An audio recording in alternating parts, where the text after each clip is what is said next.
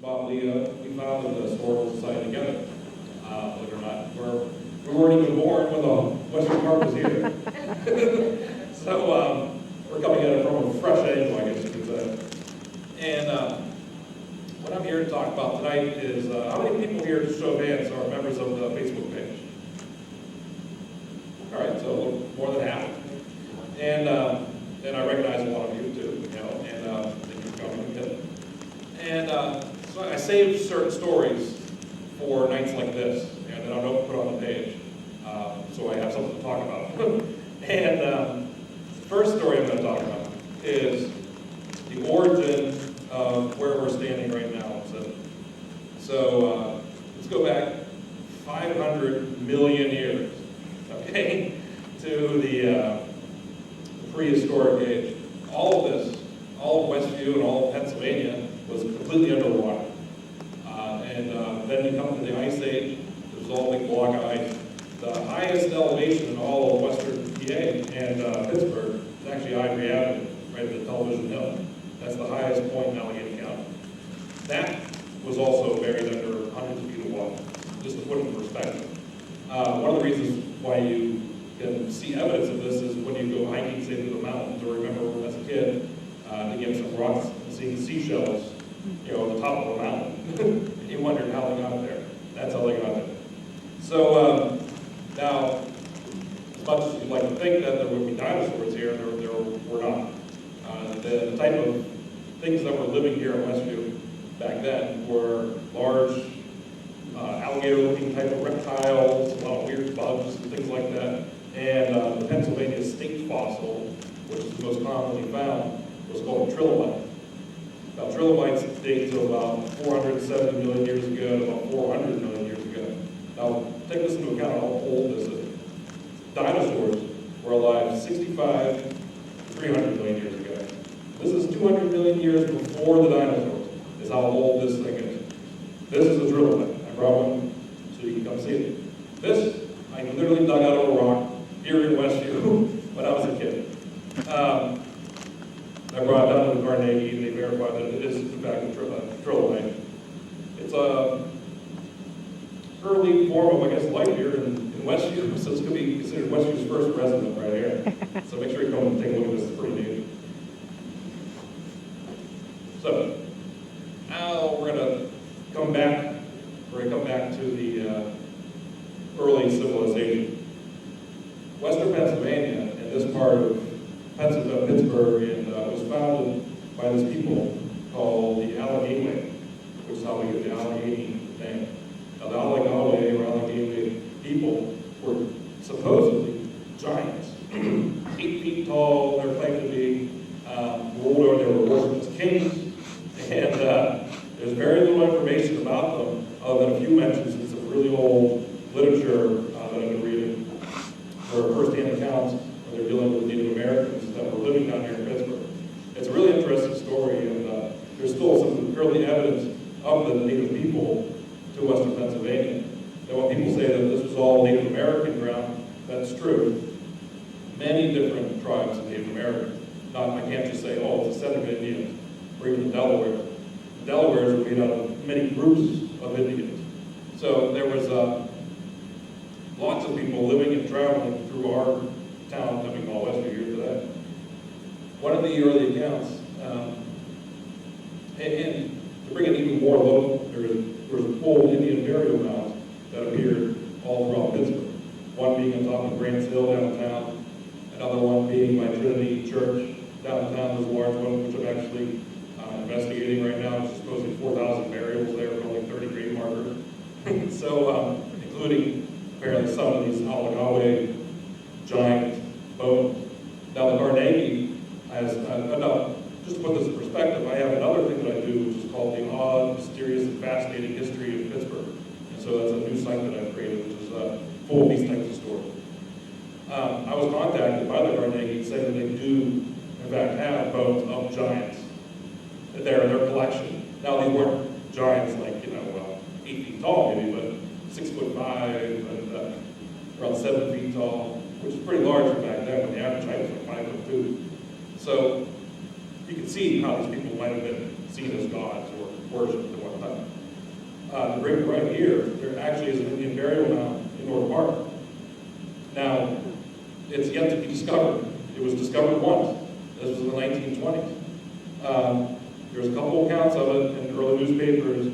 This guy that was fighting to try to save and protect it, and the county eventually told him, don't, leave it be, don't worry about it, just forget about it, and apparently they did.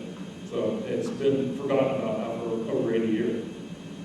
And much longer than that, really, to put it in perspective. We do have an idea of where it might be. We were waiting kind of for the leaks to clear, so we're actually trying to go investigate it. But that's going to bring some of the early history of the locals right to our neighborhood. If that Indian burial mound comes out to be true, and we find something, that would rewrite early Pennsylvania history. So it's an important event if we find that. So, first people to really come around Pennsylvania, Pittsburgh, our part of Pittsburgh, was the early 1600s. There was travelers that would come through just to see what the area was like, put on early maps, accounts like that. It wasn't really settled by anybody of anything like white settlers up until the early 1700s. Now the first people here were the French, and they built Fort Duquesne down at the point. And they made early dealings and trades with the local Native Americans, and we traded furs and things like that for guns, and just they lived peacefully, I guess you could say. But when you're downtown, the border of the Allegheny River, everything north of that, on that side of the river, was called the Ohio Country. So from here to California was the Ohio Country, and it was a mysterious land. Even north side was considered forbidden to go and investigate or just walk around. You never knew what was there. Early people would travel through because it was the only way to get north was to come up here through our area, which is what will lead me to my next story. But just to put it in perspective, there's not that many people living downtown Pittsburgh at that time. This is around the 1740s. This is pre-French and Indian War. And it was just really secluded, just down to the point. So now, French and Indian War begins. Now the French and Indian War I always thought was against the French versus the Native Americans. That's what I assumed, just because of the title of the war. And it wasn't. It was the early French settlers with friendly Native Americans were fighting against other Native Americans and the British, and which also included Scottish Highlanders and people from Ireland as well, all coming here to fight for control of the fort at the point. And whoever controlled the point controlled all trade going west. So it was a very important thing in early American history, not only Pittsburgh history, and something that is not talked about enough. But it's something to really investigate and look into, because it's a very interesting story about who controlled that trade and how it ties down to us who are living here because of that. During that time period, there's one account of someone coming up here to West View. Now you think, why would they come up to West View? What was here? Nothing. Just a bunch of trees and early dirt roads, and just there's basically nothing. Well, apparently there was a large Native American who came up here towards right where West View Park is today. Now, West View Park was originally a natural lake, similar to what looked like North Park, I guess, today, where early people who were living here eventually would just picnic there, which was like an early picnic road. But back then, these little short shooting tournaments and have games and do lots of fun things there with kids and things like that. And the early French and the Native Americans would have games there. There's accounts of that happening here in West View. Now this is the 17, I think by 17, it was 48, that was the year that supposedly this happened up here. But I'm sure it was happening many other times in many other years. So after the French abandoned Fort Duquesne, and the early settlers came up to Fort and rebuilt Fort Pitt down there at that point, they decided to start the early settle. There wasn't too many people going north still. There was a couple people going south, but still had people venturing out of the Golden Triangle. It wasn't until after the Revolutionary War when they needed payment for the soldiers who who fought the war, the government could not afford to pay them, so they would pay them in land. They call that depreciation land. All the land north of Pittsburgh became depreciation land, and then half of it going north towards Erie was the donation land, they called it.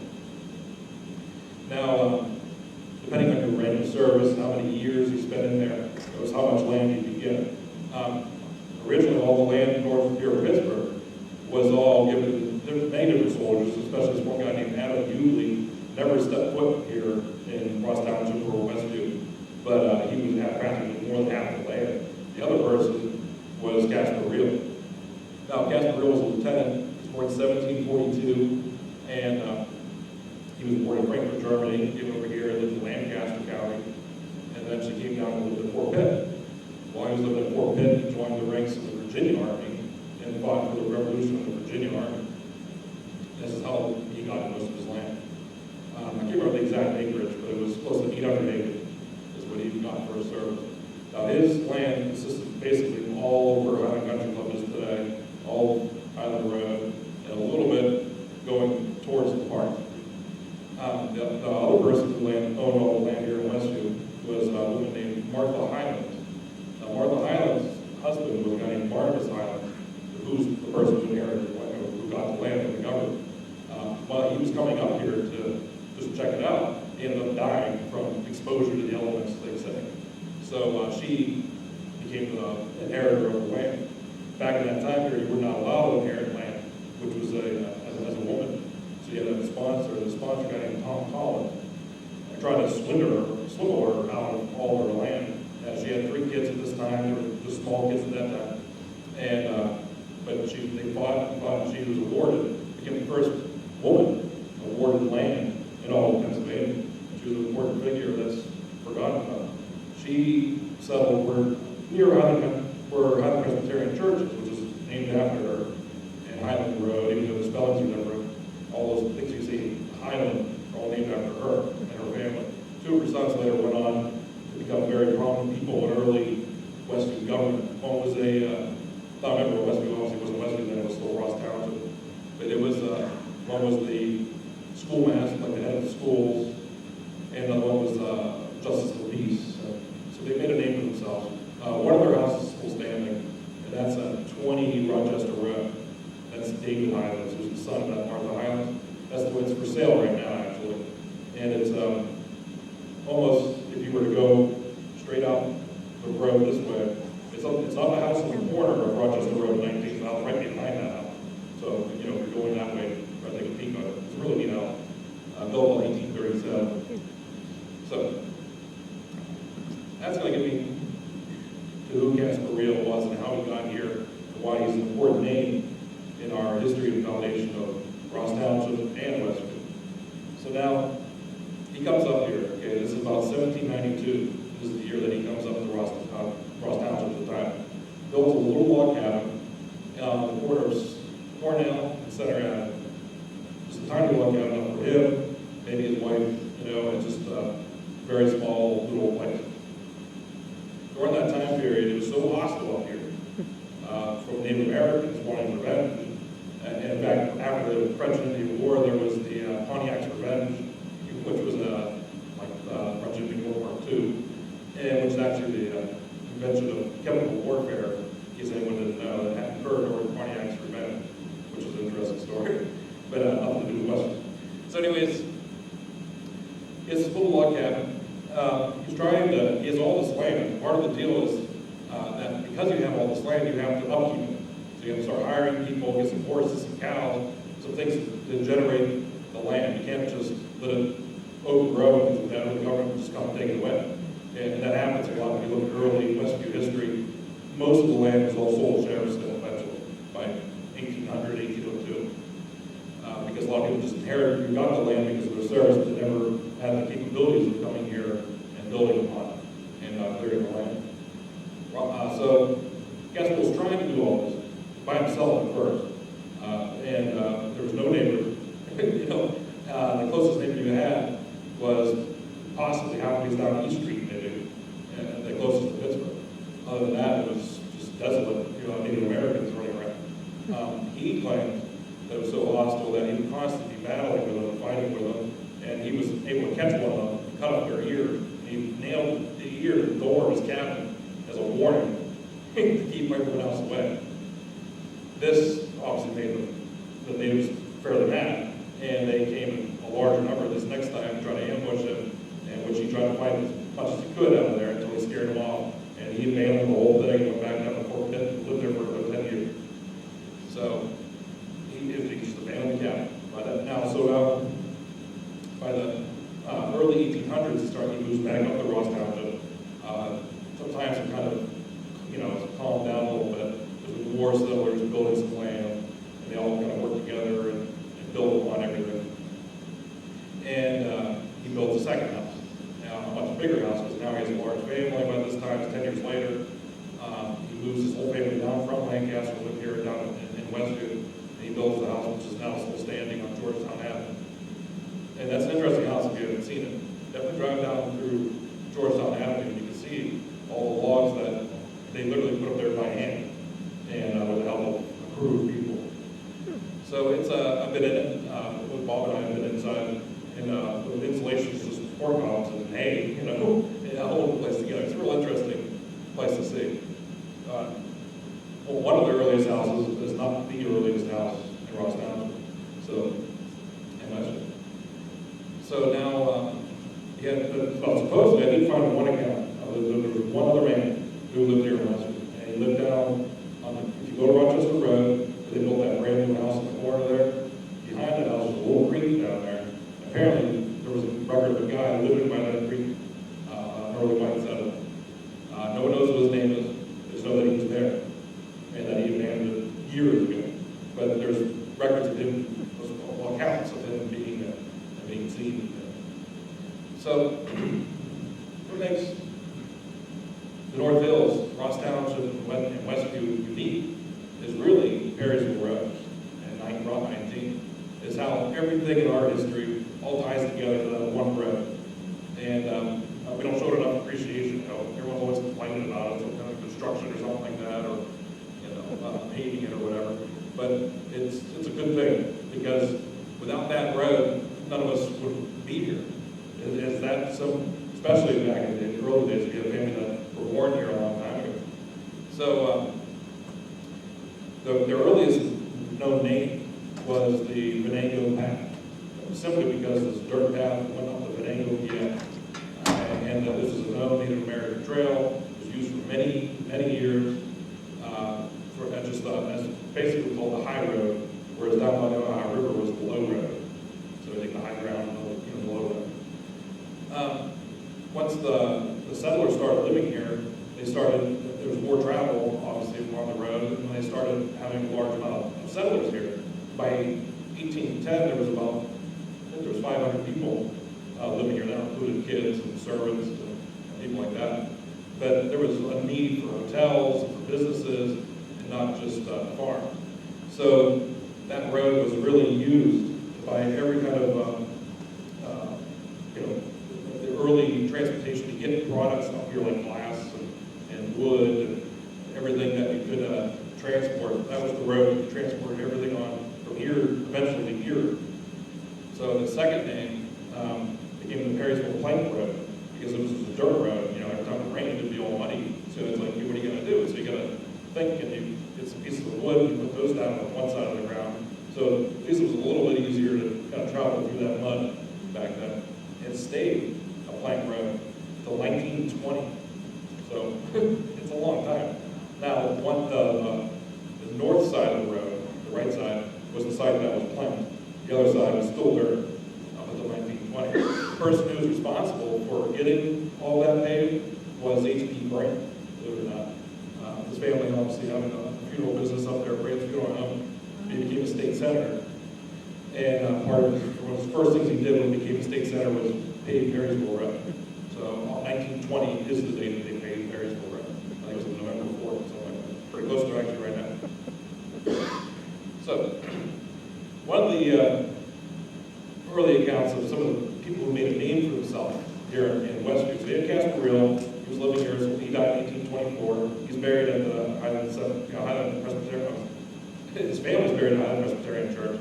But him, his wife, One of his sons died in the War of 1812. A couple different stole babies. A couple of his servants were all buried in Highland Country Club, where they're doing all the construction. So now, many of you know that I've been a big proponent of trying to save the spot where we think he is. It's still a little bit up in the air because there's no marker there up until 1934. That makes things a little bit more hard, I guess, to battle. Everyone can agree that he's buried there, including the government, because since he was a soldier, there's a record of his gravesite through the Veterans Administration. But it's they say it's a Highland Country Club or a real farm, and but no one really has yet to prove the exact spot where he's at. I talked to an early groundskeeper who worked there in the 1920s, believe it or not, and he remembers that they were not where we think they were, and he thinks that they were moved. The board markers there, the markers were just taken away because they weren't going golf.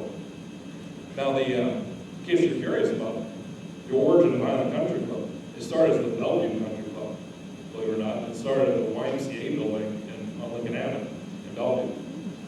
Once it started building a membership, and at the Bellevue Country Club you could play bowling and some other indoor games and things like that, and volleyball out back, but there was not much else to do, so they had to golf. So they originally started building a golf course way farther down on California Avenue in Lincoln, over there, towards Brighton Heights. But then they decided to abandon that, and they went with this big farm up here in Ross Township. By that time, there was a lady there named Alameda Reel, or Alma for short. She was the last direct descendant of Casper Reel, still living in the original house. Now, Casper Reel, so everyone knows, died in 1824. He died in his old house, which is on Georgetown Avenue. His family, and because he was a prominent guy back in the day, had enough money to build a very, very large estate on the real farm, which turned out to be Highland Country Club. Now, if you were looking at the building from Highland Avenue, the left-hand side of the building was in his house. So this last plate negative up here, which comes from, I believe, 1912, 1913, is a picture of that real farm. So now I post this on the Facebook page, but this is how they come to me. This is an original glass place negative. So if you come here to touch it, just be careful, don't drop it, because that's it. And believe it or not, I got that from a 104-year-old man whose mother was a caretaker of this alma Reel at Reel Hall. And he remembers being there when he was a kid, but it was still just like a manor house. So Bellevue Country Club comes and approaches alma Reel and says, like, look, you got all this land, can we start building a nine-hole golf course here, and we'll see how it goes. We usually married back your property, and she agrees to it. This is by 1910.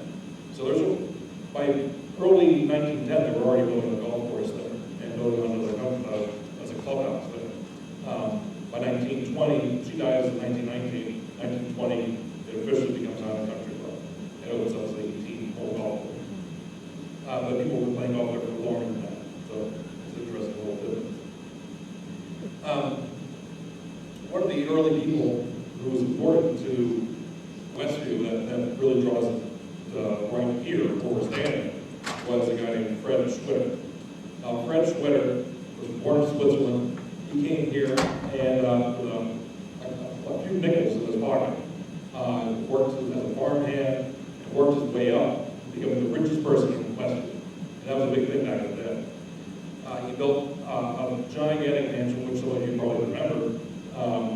Well, you probably remember the second Schwitter mansion, but most of you don't know that there was another Schwitter mansion that stood right here. Now, this was gone by 1920, so it was looked almost identical to the old Borough Hall, which I'm sure some of you remember. But this one, he built it. He had a major dairy farm located all back here behind high school, or the junior high, or the elementary school now.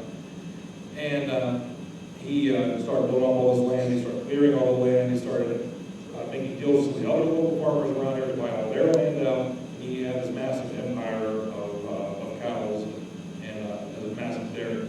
Part of his, and what ended up happening to him is he ended up getting sick and he went back to Switzerland to visit his family. He ended up dying there in Switzerland and abandoned the property here. They turned it into a hotel called the Donegal Inn.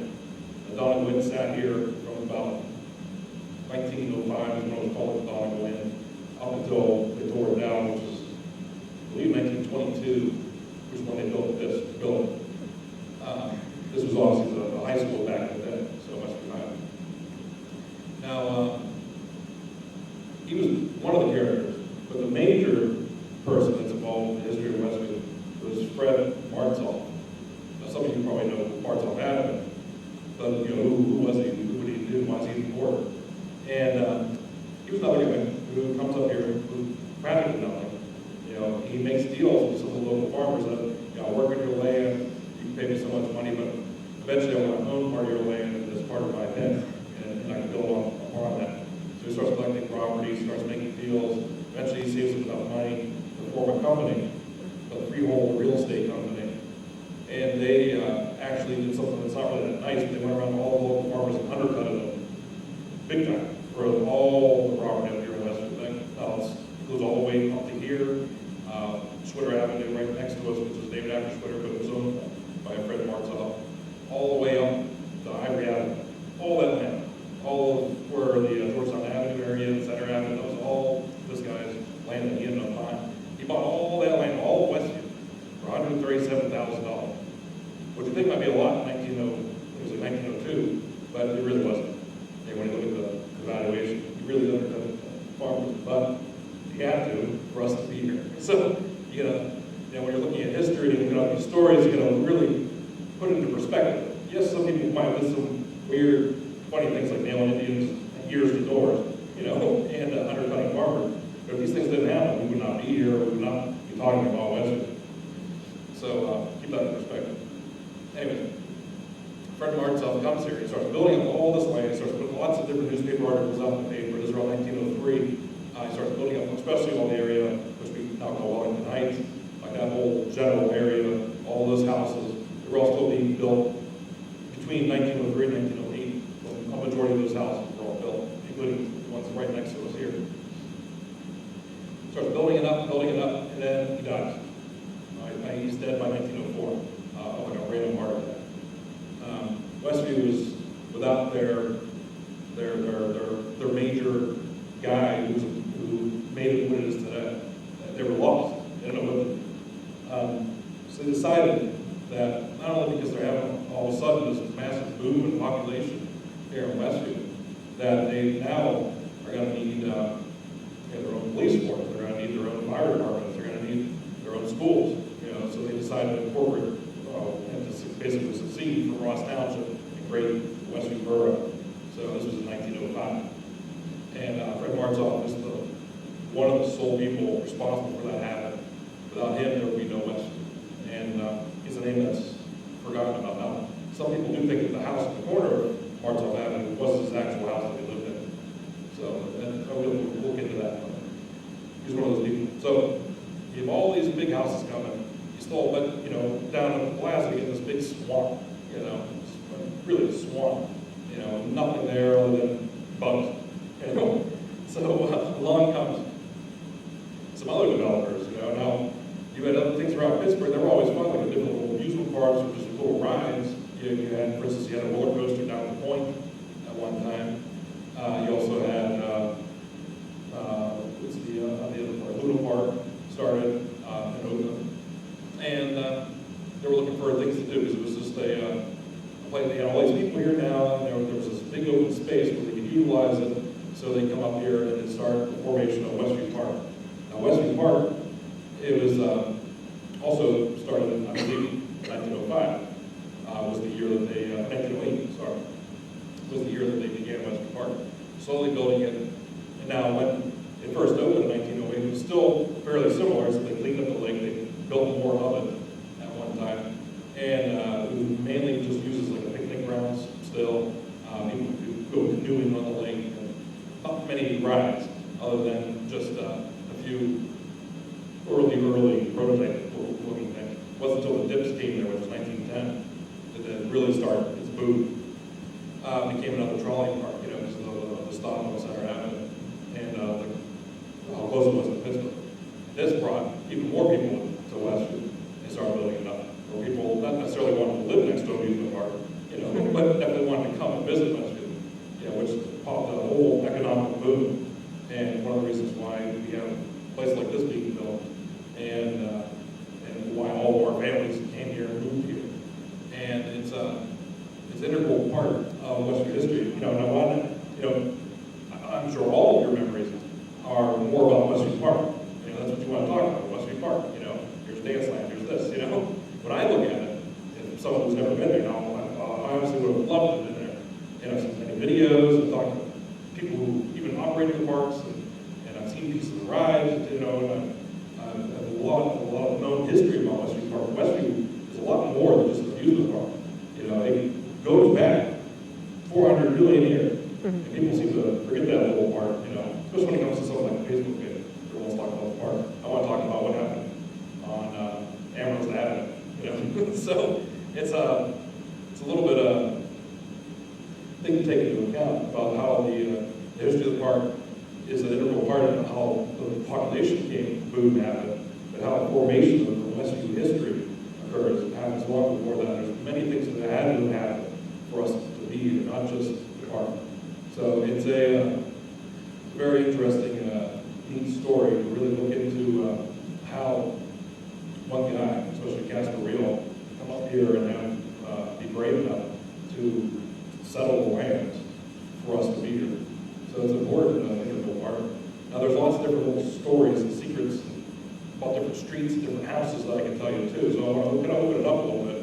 And anybody has a question, please feel free to ask. I'm also going to talk about how we got formatted, I guess. Now, there's always been West View history, always been people that love history.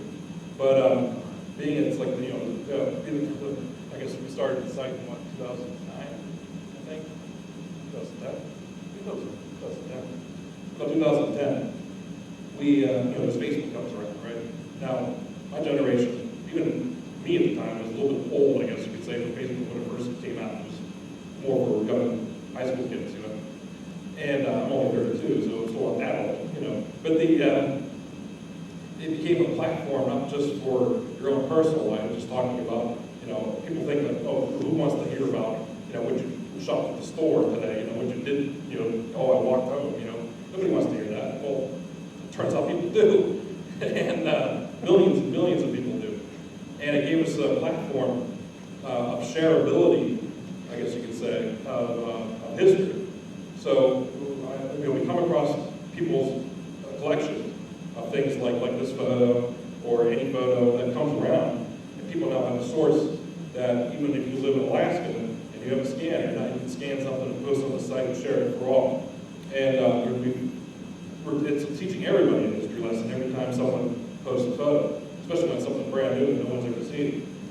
So, and part of this whole thing was supposed to be a little presentation on West View Park, but he wasn't able to make it today, you know. But that's the thing, we have hundreds of photos, 500 photos of West View Park, and they're all great, you know. But it's, you know, I want to see the photo before, you know, it was a park. I want to see early history, things like this, you know, what you're sitting up here. So it's a neat mix of and the interesting thing about the whole platform of social media is that it becomes not just a platform for history, but it becomes about local events and how they tie into history. So one good example, I'm sure some of you have seen that people post a lot of things about this thing that was this bank robbery that happened a couple of days ago across the street from here. So it got people to just flip out on there. People posting everything you can possibly imagine. I won't go into all the details. Yeah, but then when I come and look at it, I look at it from, first of all, from an open the most open mind anybody ever going to meet, first of all. And, you know, I go, yes, okay, there's crime that happens in West View, right? And it always has, and it always will. There's nothing you can do to really prevent crime from happening. And if you really want to look at history and the historic value of what's happened in West View over the last just 100 years, let alone many 100 years, a lot of bad things have happened that are a lot worse than a bank robbery.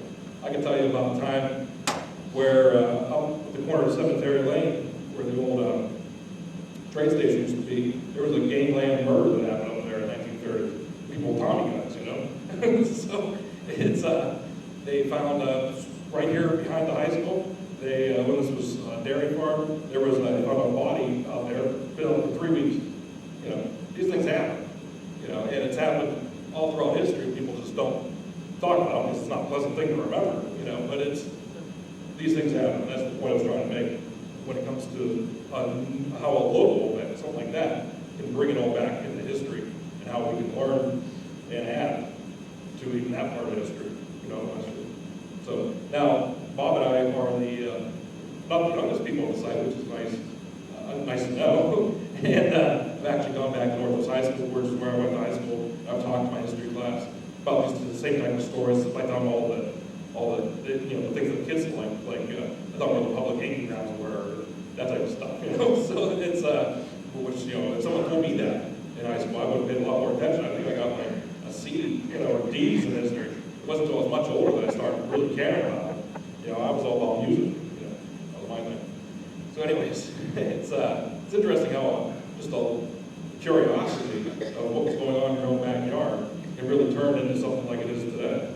You know, now between our two sites, Ross Township and West View, we just had 4,000 people on the Ross Township one, and we're in the 3,000 range on the West View one, so 7,000 people who at least joined the site, who, it's all about, granted, there's some crossover there, but people who care about our history, people from all over the world. There's people joining from, you know, people that live in Africa, you know, people, I've seen people from, New Zealand, you know. So it's like, it's a wide appeal.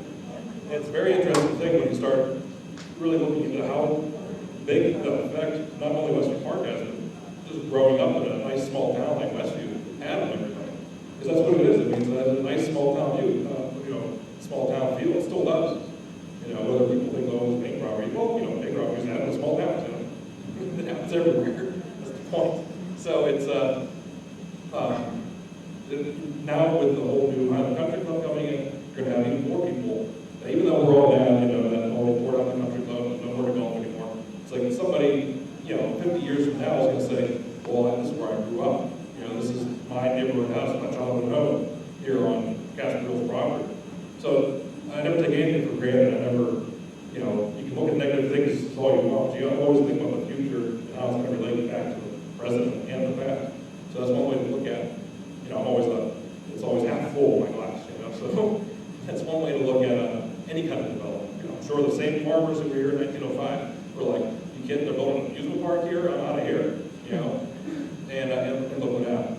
So I'd like to open the floor for any questions you have regarding early Westview history, Ross Township history, or anything that has to do with Pittsburgh history in general. So, who wants to start? Any questions? We had one Amherst Avenue. Amherst Avenue? Well, it's going to be, the closest thing to Amherst Avenue that I can think of happening would be the most interesting story. So, you have Casper Reels Walk Avenue, and it's at one block away from Amherst Avenue. And when Bob and I first starting out trying to like explore things like that, was follow basically where all those streets like Amherst Avenue, Vassar Avenue, all the college streets, you know, where they led to eventually. They led to this weird, legendary place called Corey's Cliff, you know, which is this cliff, I guess. And that's, if you're driving up 279 and you look at the tallest hill up there, it leads directly to that. It was easier to access, obviously, before 279 was built. But at the very top of that giant hill, there's this huge cliff where there's fossils up there. There's lots of strange things that are just up on the top of this hill. And that's one of the things that kind of led us from an area like an Amherst, not the specific kind of Amherst. I mean, there's some like weird crimes and things I found, you know, but not like, there was, it's one of the interesting, it's definitely a neat spot to see. It's hard to get to, but you have to get to by William Street, actually, from the Bellevue side, is how to get to the Forest Cliff and go all the way to the very top. And eventually you'll find it. But it's an interesting place to check out, for sure. Okay, so who's next? Why you're saying it's Ross? Was there someone named Ross who started Ross Township? Yeah, now, James Ross, who was an early attorney and prominent lawyer here in downtown Pittsburgh, he became one of the most prominent people of early Pittsburgh government. This around the 1802 era, 1805, he was really popular. He was somewhat of a notorious character. He represented Pennsylvania in the state house. It was one of his also, my name is. He ended up, he lived right down almost by where Boulevard of the Allies is today, was where his house was. You know, I don't even know if he ever stepped foot around Township, but he was such a prominent figure in early Pittsburgh history, and he wasn't the greatest of figures. I mean, there was, I got a whole book written about him where he just terrorized this woman to give him her land. So there's lots of strange things about this James Ross. And he was kind of like, more like he didn't really, like, how he was as proud as you think, like we would be, like, oh, we live in Ross Township or West View. He wasn't, I didn't get that impression from reading about him, that he wasn't really, he could care less if this was named Ross Township or not, which is a lot, you know. But come 1809, this was everything north was Pitt Township. Now Pitt being, because it's all stuff from, you know, downtown Pittsburgh, and everything north. They started breaking off into separate townships just because they could control a little bit better, and especially with local government. So by 1809, people, early farmers up here like John McKnight and the Brooks family, and people like that, petitioned them to break off and do a new township, and which was called Ross Township. They named it after him because he was such a prominent guy. They thought maybe they could get into his good life, you know, if they just name something after him. You know, maybe he would be more of a happy guy. So that's really the origin of the name of Ross Township. Now Ross Township started in the north side, all of Allegheny City, all of Mexican War Streets, all of Manchester, everything was Ross Township, all the way up to the current Pine Township border. Now Pine Township was also one of those early townships. Pine Township was definitely there, I guess you could say, back by 1810. It was, so all that land north, then slowly become Reserve Township, out of Ross Township, and then Allegheny City. And then Ohio Township comes out of Ross Township, Millvale is Ross Township, everything, Shaler, Etna was Ross Township. So, you know, when I go around and people ask me about, like, oh, you're from Ross Township, well, here's what Ross Township history. I'm like, you know, Ross Township history involves everything north of Pittsburgh. And it's like, it's not just here, you know, from Ivory Avenue to, you know, the Pine, I guess, the border's almost by the Perrymont Road, basically the north border of Ross Township. So that's that's how we got the name Ross Township. And then Westview? Westview, okay, now who knows, that hasn't heard the story from me before, who knows how Westview got its name? Does anybody have a guess? How did Westview get a name? Like looking west? Like, why call it that, you know? So, when you go to the top, Cemetery Lane, okay, which was there back then. There's a giant German hotel that's at the left, which actually, the cemetery, I believe it was a Jewish cemetery at the time. There's a racetrack that was involved right there, which is still there, believe it or not. Now there's graves in the middle of it now, but the road is still a racetrack. And right next to that was a large hotel called the Everhart Hotel. Now, they were looking for a name because they know that they had called something. Now they're incorporated and they're now a borough. So, you know, from sitting on the front porch of this Everhart Hotel, or was coming to the top of Cemetery Lane, you got this giant view looking west. And you still, to this day, and luckily, we still have that view. And that view is why they call it West View.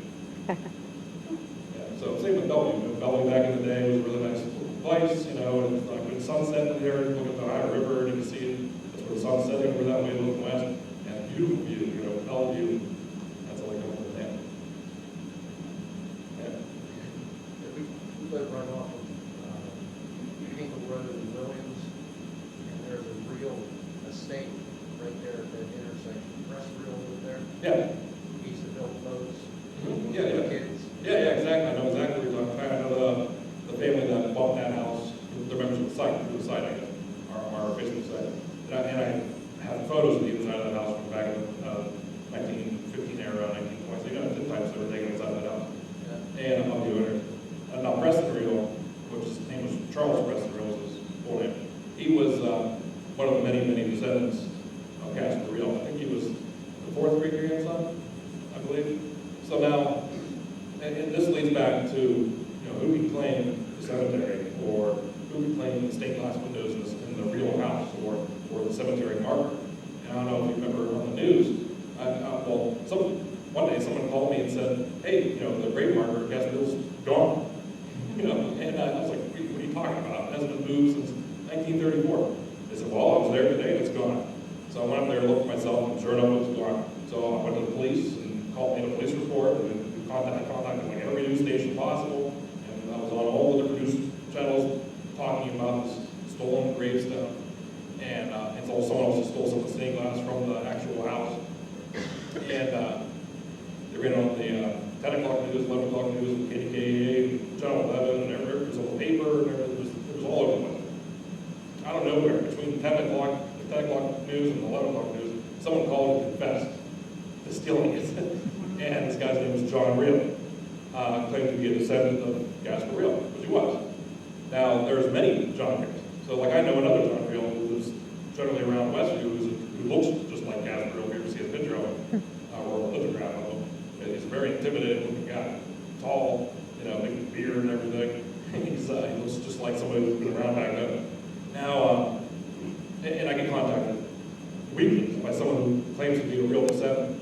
Now, if you think about it, the logistics of being related are pretty good. So, I got me, 2 parents, 4 grandparents, 8 great-grandparents, 16 great-great-grandparents, 32, 64, Now it's, so that's just my 5th great-grandparent. If you go back to, 1742, which is when Gaspar was born, you have, hundreds of direct great-grandparents that all had to exist and all had to survive for you to be here. I'm a certified genealogist too. That's one of my passions. You can be complete strangers that just want to know about your family history. It's just something I love to do. And because I think people don't appreciate it enough that these people had to accomplish certain things that had to survive in the 1750s, in Germany, and for you to be here today. It's important. People don't give that enough appreciation, I think. But anyways, so there's hundreds of thousands of people who are related to Gaspar Real by now. He has, I think, 12 kids. Each one of those kids had kids. Each one of those kids had kids. And spread all over the country. I've been contacted from real descendants from Colorado, from California, Florida, all over the place. There's only a few that still actually live here in West View. So now this John Real, the guy who took it, actually lives in Washington County. He never even stepped foot in West View or Ross Township, other than like he got a copy of a family tree thing that was put out a long time ago by that Preston Real, believe it or not, who put together like a small little story about the history of this family. And so he just said, well, I'm going to take it and just keep it in my garage. That's just what he did. So police made him come and give it back to me. So I had to meet him at the police station. And we did like I told him, I was like, look, I'm not mad, I understand why you did it. And I understand you want to protect your great-great-great-great-grandfather's, gravestone. He's like, but I can tell you right now, the best place for that is going to be the people who put it there in the first place, which is the daughters of the American Revolution. And so they put it there in 1934, the ceremonial marker. It was real nice and bronze, it was heavy. I actually sat in the house for a couple of days. It was really strange. But so there was a lot of, what ended up happening was I had it, and then there was a meeting of the DAR, and where they're going to have a congressman there, and all these other people there at this Welcome Country Club. I was going to present them with the marker so they could take it back to Washington D.C. and put it in their archives until they could figure out what's going on here and do a big rededication ceremony, which is going to be happening for the year. And so that was a fun event. I mean, the people at the DAR, I don't know if you know, but they go all out, with big old dresses and, it was sachets and all that type of stuff. So it was neat that I was the only guy there. So, but I'm actually a member of the Sons of the American Revolution. I have 33 direct ancestors that fought the American Revolution. So it's, my family goes all the way back to the Mayflower. So I'm related to, his name was Miles Standish, who came over to the Mayflower. So, and my blood was at the first Thanksgiving. It's always like Thanksgiving, because part of me was there. So it was, so that's basically the story about how that one guy can claim heritage to the whole giant family of the Real family. How Preston Real and also the Real family who lived on Cornhill Road were the main descendants and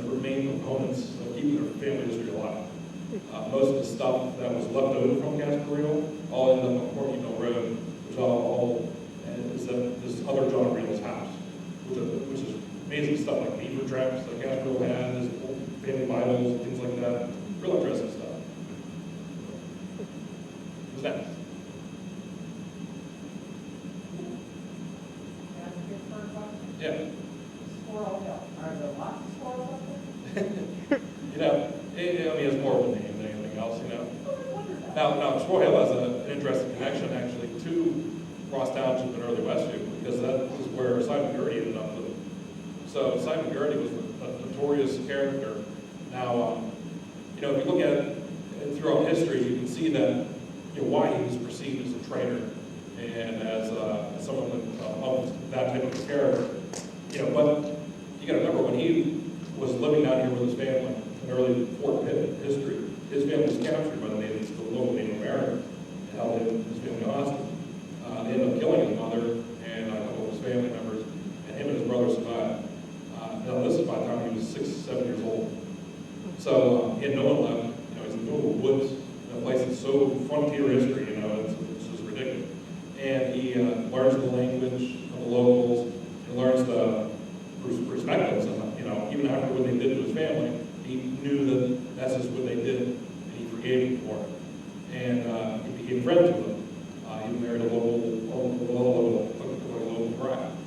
And so come the time of the French-Indian War and Money After Revenge and all that time period, there was these legends and rumors of a white guy fighting for the Indians. And he was more ruthless than them all.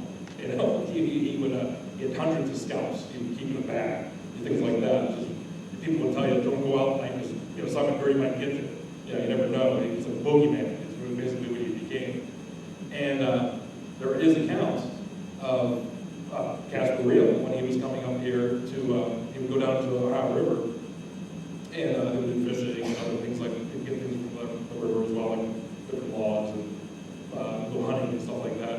There's an account where they see this guy in a canoe paddling down the Ohio River, and he comes over, he's like, hey, you know, can I ask you a question, whatever?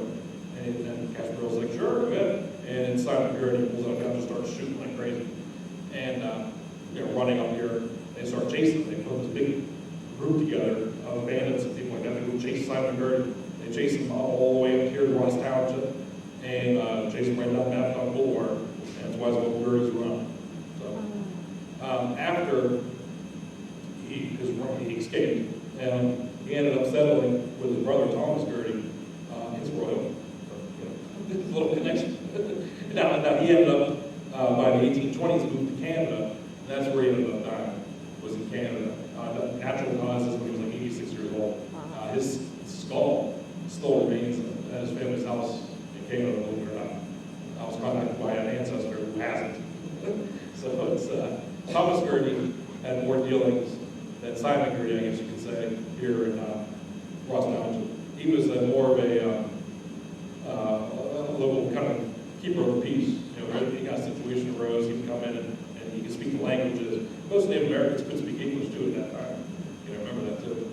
But he had trading posts. One of his most famous trading posts was where the Evergreen Hotel was. That was Thomas Gertie's trading post. And it goes all the way back to that era.